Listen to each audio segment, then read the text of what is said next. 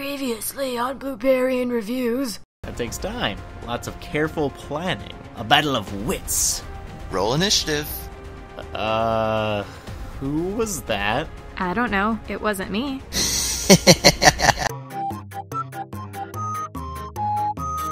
Hello there, Bluebarian. I noticed your shirt and I thought, hey, I like the cut of this guy's jib. What's a jib?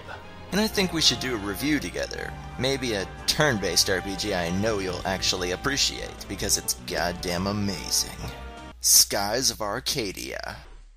Hello everyone, I am Bluebarian. Joined with me as always is my buddy Tangerine, and this is Bluebarian Reviews. Oh, and yes, I did lose a fight to a lawnmower. This time we're celebrating our 1-year anniversary and the season finale. So if you want to help, you can rewatch this video like 87 times and share it on all the social networks and forums. Oh gee, wow, this video was so good, I better post it to the best YouTube forums ever. But of course, if you don't want to share the video, it could be a more intimate experience with just you and me. Okay, you're making me and everyone else a little uncomfortable. Please stop. But this episode is even more special because we have a special guest. Tony? Well, hello, Logan, Marcy, audience. I'm Tthewriter from the D&D Stories show, where I sit here in front of a shelf full of gaming stuff and a couple of D&D books and tell you all my gaming stories. It's great to have you on the show, man, but holy hell, did you scare the crap out of us on the last episode. Yeah. I didn't mean to spook you, but I'm a dungeon master, so I'm kind of behind the curtain of reality everywhere. That's probably the spookiest thing I've ever heard. Well, what do you call what you're doing? You're a floating voice, too. True, but maybe we're just voices in Blue's head.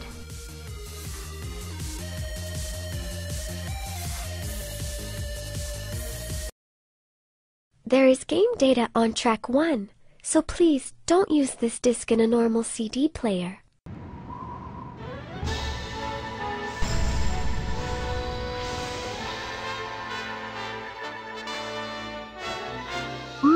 Alright, crazy guy. You ready for this review? Oh yeah, I knew this game would have story, so I am so ready for this. Here we see the Bluebarian in its natural environment. It seems to sustain itself on stories rather than food. Movement is a rare occurrence. The story is set in the sky, a world consisting of clouds and intense winds that hold up floating land masses. The people of this world created airships to travel. Holy ship! As you travel around the world, you meet a lot of different cultures. There are, in fact, 4 continents with very unique groups of people.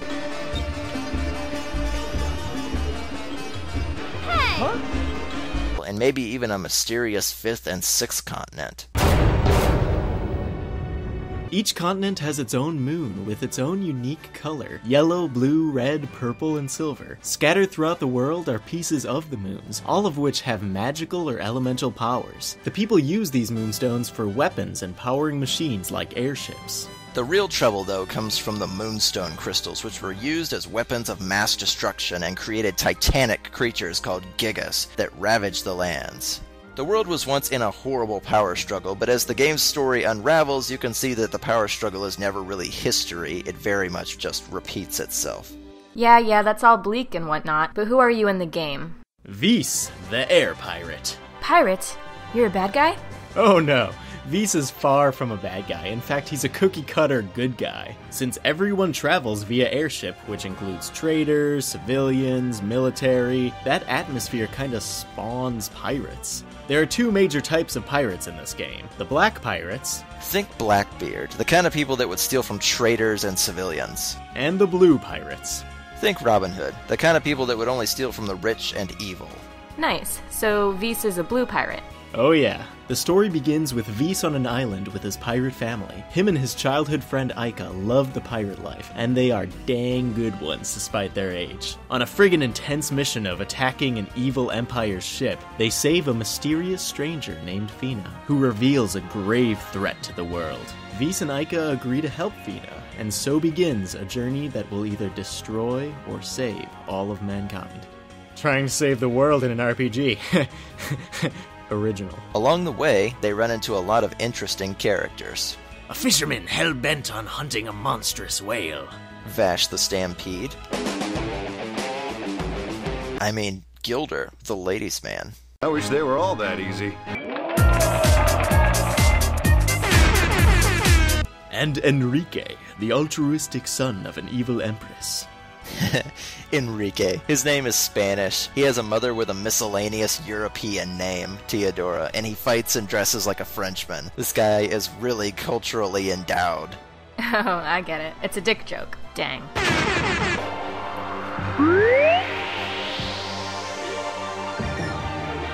Ooh, free XP. Don't mind if I do. The majority of the gameplay is centered around the thrill of exploring the world. Flying around in your ship, discovering new, interesting places, and an extremely high random encounter rate. Oh, wait, is that last thing not a good thing? Oh, shucks. Aw, shoot. Aw, shoot. Aw, shucks. Yeah, being an RPG, lots of turn-based battles are certainly a nuisance at times. However, there's really no need for grinding as a result. You fight your way to your next big challenge because you fought so many other things on the way there. There's no reason to run in circles and just fight. You're gonna be strong enough by the time you get to your destination. So what's the fighting like? You take turns against your opponent where you can attack, use specials, and magic. This bar up here is essentially a group mana pool. The super interesting element of the combat comes into play with the moonstones, though. Yeah, you mentioned they were used for weapons, right? Yeah, exactly. Mid-battle, you can switch between the element of your weapon, ideally to something that's strong against your opponent. Each opponent has an element based on the color around their portrait. Everything has strengths and weaknesses, so be sure to figure out what works best against what. Plus, as you use an element, you unlock magic from that path, making it possible for everyone in your party to learn every spell of every element. That's friggin' awesome. So you can make the big tough guy fisherman be a sissy mage? Exactly right. I think it's about time to explain your favorite part of the game, Tony. I'll just be your hype man. Yes! Alright, are you ready for this? Airship battles! Oh yeah!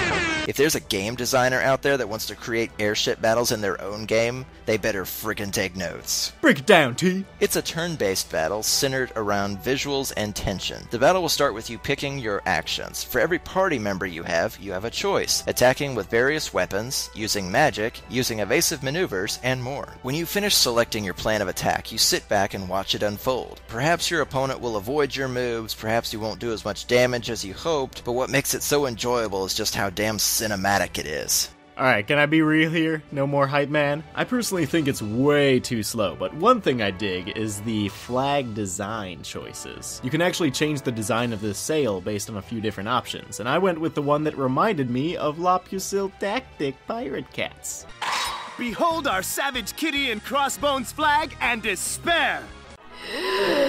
By God, graphics! Let's talk about him. All in all, not a big deal to me. Nice enough. Somewhat anime or cartoon style, bright and colorful, but it really didn't stand out. Not as bad as Mega Man 64, but not in that uncanny valley of Final Fantasy X either. Oh god, is this a video of real people? Real weird-looking people? Nah, that's just a demon crow.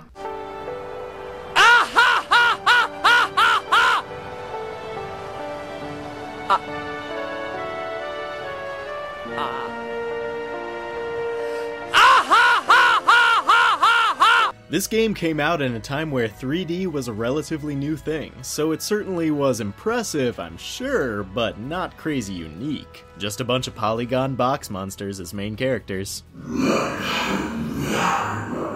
I love the way they animated the larger enemies. They're just a few polygons compared to everything else, but they did well in terms of large moving things seeming heavy.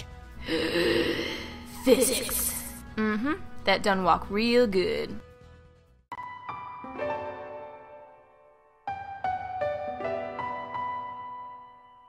Very imagination-provoking music. Music that'll make you feel like you're on an adventure with friends, witnessing a grave betrayal, or traversing lands of a culture far different from your own. In a nutshell, the music is vast in terms of genre and sound, but always perfectly placed. I highly recommend listening to the original soundtrack, whether you play this game or not, honestly. You're not gonna complain about how it was repetitive? You always do that in reviews. Oh, don't worry. You'll definitely go insane from hearing the same songs over and over. Oh, Logan, some things never change about you, you cynical blueberry you. That's why I keep you around, kid. Here, have a nickel. Oh, gee whiz, thanks, Miss Tangerine Lady. Although the game totally has a bunch of songs that are only played once or twice, they kinda catch you off guard and re-immerse you. You know, you're hearing the same songs over and over again, then this moment happens, where it all feels new again. Check out this little moment of the game that caught me off guard.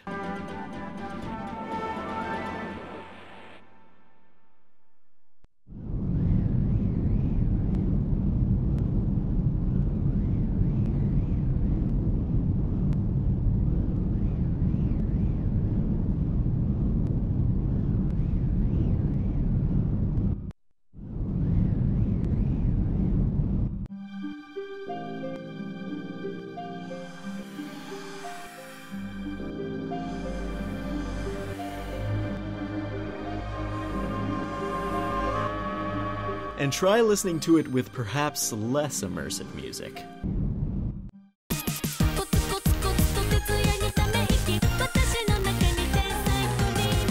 I see no difference in immersion levels. But hey, what do you think about all this music stuff, T?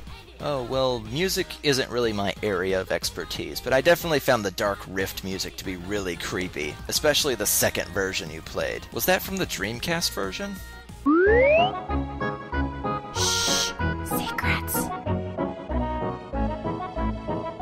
You know, here's a section I never really got to explore too well, because I didn't explore the world too well. So how about you take the reins on this one, Tthewriter? And if I don't have footage for what you're talking about, I don't know, I'll just put in videos of cats or something. The internet likes that, right? Sounds like a plan, man. So some of the major secrets of the game are the plethora of hidden discoveries that you can find. Among them are pieces of the mysterious sixth moon, the Black Moon. You can find it in the Dark Rift we mentioned before, and the game only hints at its origin. But what I speculate is that the game developers originally planned for there to be a sixth nation, with a white and black moon representing the elements of life and death in terms of magic. However, instead they went with a single silver moon to represent both elements. Which honestly created a more interesting people, a duality of good and evil, a moral ambiguity. But one of the best secrets is in the original Dreamcast version. You can put your disc in a CD player instead of the Dreamcast system, but the main characters don't appreciate it very much. Hey! Wait a minute! What do you think you're doing? This is a Dreamcast disc! We can't save the world from a CD player, so just put us back in the Dreamcast so we can do our job.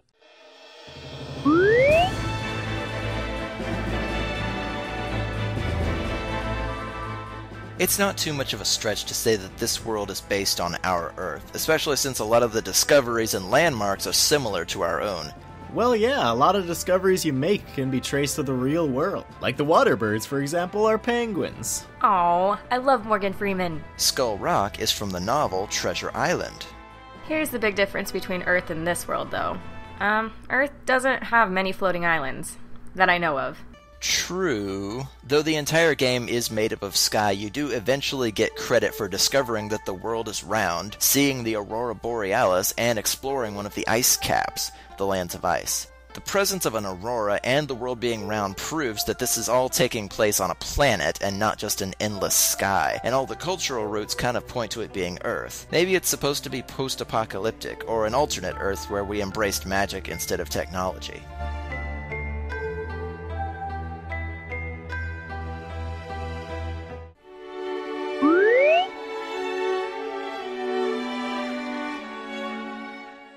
Alright, let's be real here. This game was sweet. I really enjoyed it, honestly. It had some of the coolest tag team villains ever in any game I've ever played. And also, it was nice being able to close Bluebarian Review's Season 1 with a game with a sense of adventure that sparked imagination in me. I love that in games. But I can't help but cringe at how long everything takes to do in this game. And I mean everything. Dungeons, bosses, battles, airship battles. Everything is slow. I just really wish this game was more fluid. But hey, I still played it, and I enjoyed it. Thanks, Action Replay. How about my fellow floating voice buddy, Tthewriter? Aw, we're buddies now? Of course, we're all friends here. You're our first guest, Tony. Thanks, guys. Honestly, Skies of Arcadia has always been one of my favorite RPGs of all time. If not because of its airship battles and cinematic qualities, is because I kinda grew up with a GameCube, and there weren't many RPGs on the GameCube, so this one earned a special place in my heart. Not only was it one of the few, but one of the best. We rate this game a little slow, but still fun. A hidden gem out of 10.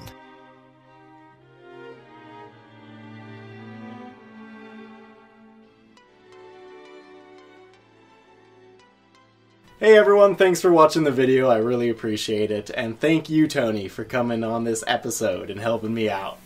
Well, thanks for having me, Logan.